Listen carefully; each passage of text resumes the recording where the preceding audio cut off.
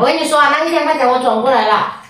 还有就是这段时间开始啊，别开空调了，攒点钱。你看这天气这么凉快，天气预报都吹台风了，那个天气温度都降下来了。家里不开空调不热，晚上怎么睡呀？现在这才20多度啊，吹个风扇就可以了。你看我们2个一天差不多20块钱的电费，节约点钱，再过多段时间你要去做手术，你都说拿3万出来给你去做手术啊？哎，你不是说10万全给我吗？你做手术你才花2、3万，我干嘛去10万全给你啊？那关键我还在家休养2个月，我都没钱花，你不是不都给我吗？休养2个月，我上班养你嘛，听到没有？这段时间节约点，别开空调了。我们一天都要节约20多块钱的电费了。不开空调不行，热的慌。你再不听话，我就天天给你吃腊肉。我跟你说，我天天炒腊肉吃，我不给你吃蔬菜，我痛死你！真的是说着不听。你这个人咋这样啊？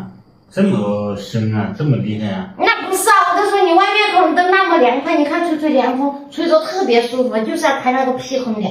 那空调吹多了又不好，湿气重，真的是。哪舒服嘛？晚上睡到那个身上汗水哗哗哗往下流。你吹个风扇还凉冰，你看你吹个空调，你都是厚被子盖着，那你吹个风扇不要盖被子，不是一样吗？我问你，哪个吹空调不盖被子身上？你的风扇吹的这个腿呀、这个关节呀都痛，早上起来都没劲。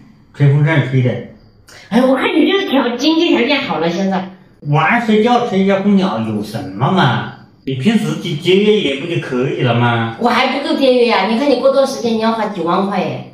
就晚上开个空调，晚上睡觉开一下，也要不了多少钱，一晚上最多10块钱。你再不听，我真的炒腊肉吃，我天天炒腊肉，我也不买蔬菜，我跟你一样的，反正我天天能吃。我看你有脸吃的长得像腊肉一样的，你看你这个脸，以前是这么长，现在都长这么长。我就长成这样的了，咋啦？那你以前脸是这么窄，现在长成这样了。行，从明天开始我也没得商量，我天天吃肉。行了吗？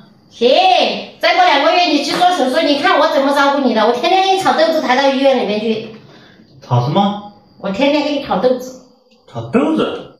毛豆啊？毛豆吃没关系。你说都不听，一天天就是要开那个屁空调，节约点还不行。热呀！你看这种天气哪热嘛？外面不下大雨，这么凉快，台风吹了，人家现在我们在厂里面都不吹风扇，不吹空调。哎，你还在这里家里面，你热啊热？我说你热怎么搞？这样子，就不热了。那是啥玩意儿？舌头伸出来就不热了，知道不？下次伸去。